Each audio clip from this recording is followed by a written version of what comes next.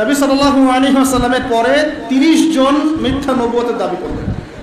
কতজন? তার মধ্যে 26 কি 27 জন হচ্ছে পুরুষ, 3 জন বা 4 জন হবে নারী। তো আপনারা কি বিশ্বাস করেন যে নবী সাল্লাল্লাহু আলাইহি ওয়াসাল্লামের পরেও কেউ নবী হয়ে আসতে পারে? আমরা শুধু এতটুকু বিশ্বাস করি যে ঈসা আলাইহিস সালাম আসবেন, কিন্তু নতুন নবুয়ত নিয়ে নয়, বরং নবী সাল্লাল্লাহু আলাইহি ওয়াসাল্লামের শরিয়াত অনুসরণে ইনশাআল্লাহ, এবং তার হাতেই সভ্যতা শেষ হবে ইনশাআল্লাহ। আমি এই হাদিসগুলো অনেক স্টাডি করছি ইদানিং, ইনশাআল্লাহ এটা নিয়ে পরে লেকচার দিব ইনশাআল্লাহ তাআলা। একটা হাদিস পেয়েছি, উনার যুগে, ঈসা আলাইহিস সালামের যুগে একটা ডালিমের খোসার নিচে একটা পরিবার ছায়া আশ্রয় নিতে পারে, এবং এই জমিনটা রূপা যেমন করে চকচক করে, আল্লাহ পাক এই জমিনটাকে এরকম করে চকচক করাবেন, এত বেশি বৃষ্টি হবে, জমিন উর্বর হবে ইনশাআল্লাহ। ঠিক যেমন আদম আলাইহিস সালামের যুগে জমিন যেমন ছিল। সুবহানাল্লাহ। এটাও পেয়েছি যে একটা বকরির পাল, এই বকরির পালের মধ্যে একটা নেকড়ে ঢুকবে। নেকড়ে কি করে? বকরি খেয়ে ফেলে না? কিন্তু ওই যুগে, ঈসা আলাইহিস সালামের যুগে, নেকড়ে বকরিকে খাবে না। এত শান্তি থাকবে সমাজে যে এই যে বাঘ হরিণকে খাচ্ছে না, সিংহ হরিণকে খাচ্ছে না, নেকড়ে ছাগলকে খাচ্ছে না, এরকম সুকুন বিরাজ করবে সমাজে। এরপরে কিছু খারাপ মানুষ আসবে যারা রাস্তাঘাটে জেনা করবে। তার আগে ঈসা আলাইহিস সালামের ইন্তেকাল হয়ে যাবে। ওই মানুষগুলো, ওই প্রজন্মের সামনে আল্লাহ পাক কিয়ামত দিবেন। তার মানে কিয়ামত, কাল কিয়ামত বলতে আমরা যা বুঝাই, মানে আগামীকালই কিয়ামত না, মানে কাল মানে কি, সময় তো কিছু বাকি আছে, এটা আপনাকে সতর্ক করার জন্য বলা। এখন আসুন, ওহি বুঝতে পারলাম, সর্বশেষ নবী আমরা চিনি আলহামদুলিল্লাহ মুহাম্মদুর রাসূলুল্লাহ সাল্লাল্লাহু আলাইহি ওয়াসাল্লাম। আল্লাহর নবীর উপরে আল্লাহ পাক জ্ঞান পাঠিয়েছেন কিনা, সেটা কি বলেন? আল কোরআন এবং হাদিস আছে কি নাই?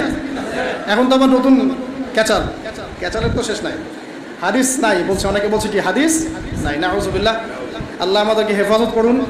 হাদিস করতে পারবেন না, একটা কাজ ওযুই করতে পারবেন না।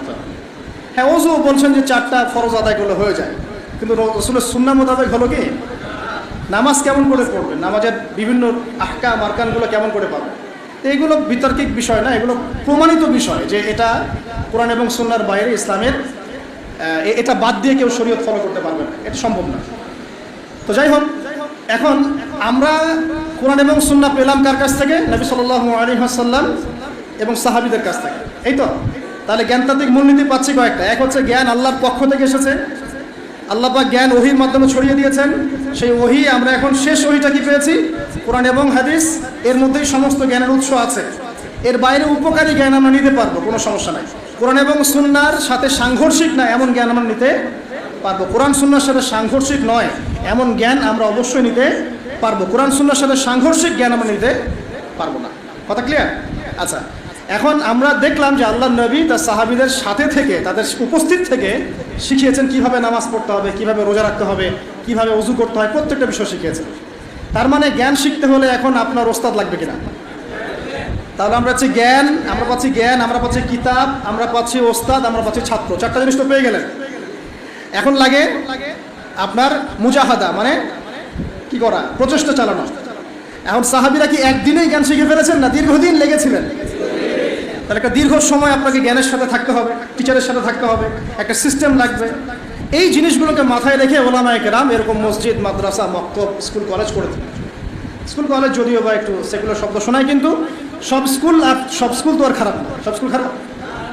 ওখানে যে জ্ঞানগুলো শিক্ষা দেওয়া হয়, সেই জ্ঞানগুলো আমাদের প্রয়োজন আছে না? আছে। এখন সাহাবীদের যুগ তো এখন নাই, আছে? আমরা কি সাহাবীদেরকে পাচ্ছি না।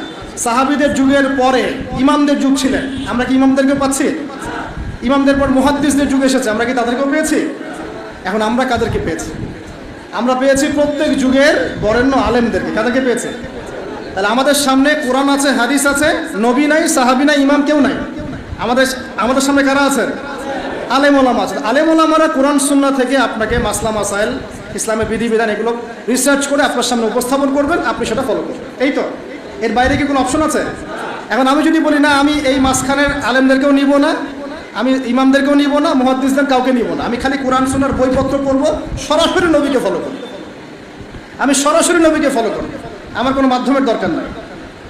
তার মানে ব্যাপারটা এরকম যে আমার স্কুল, কলেজ, ইউনিভার্সিটি কিচ্ছু দরকার নাই, আমার টিচারের দরকার নাই, আমাকে মেডিকেল সায়েন্সের কিছু বই এনে দেন, পড়বো, ডাক্তার হয়ে যাবো। অতএব আপনাকে অবশ্যই বরেণ্য ওলামায়ে কেরামকে তো লাগবে। ওলামায়ে কেরামের সামনে যাবেন, তাদের কাছে বইপত্র পড়বেন, উসুলগুলো শিখবেন, আকীদা শিখবেন, তারপরে হাদিসের কিতাবগুলো মোতালা করবেন, আস্তে আস্তে আপনাকে তারা বড় জায়গায় নিয়ে যাবে। এই তো সিস্টেম। এই সিস্টেমের বাইরে কি নবীকে ফলো করার কোনো সিস্টেম আছে? এখন এই জিনিসগুলো শেখার জন্য তাহলে প্রতিষ্ঠান সহায়ক নাকি প্রতিবন্ধক? এই কারণে শিক্ষা প্রতিষ্ঠানগুলোর জন্য আমরা দোয়া করি, আল্লাহ পাক যেন দিনই প্রত্যেকটা শিক্ষা প্রতিষ্ঠানকে কবুল করেন। কিন্তু এখন সমস্যা কাটতে হবে। সমস্যা হচ্ছে যে বিশ্ব এগিয়ে গেছে অনেক দূর, আগায় নাই। এখন কি ঘোড়ায় চড়ার যুগ? এখন কি তীর দিয়ে যুদ্ধ করার যুগ? এখন তো মিসাইলের যুগ। কিসের যুগ? তথ্য প্রযুক্তি, ডেটা, ইন্টারনেট সেকশন, হ্যাঁ, সায়েন্সের যুগ, টেকনোলজির যুগ। এখন তো অন্যরকম যুগ। এই যুগে তো 1 সেকেন্ডে যা করা যায়, আগের যুগে হয়তো ওটা করতে আমাদের একদিন সময় লেগে যেত, তাই না? 1 মুহূর্তের মধ্যে অনেক কিছু করা যায়, যেটা আগে সম্ভব ছিল না। এই যুগের জন্য উপকারী কিছু জ্ঞান শেখা কি ক্ষতিকর না ভালো? বুঝতে পারছেন না? মনে করেন চাষ করার জন্য আগে একটা সিস্টেম ছিল, এখন আধুনিক সিস্টেম এসেছে। আপনি অল্প সময় বেশি চাষ করতে পারবেন। নেবেন কি না আপনি? অবশ্যই নিব। বুদ্ধিমান হলে কি?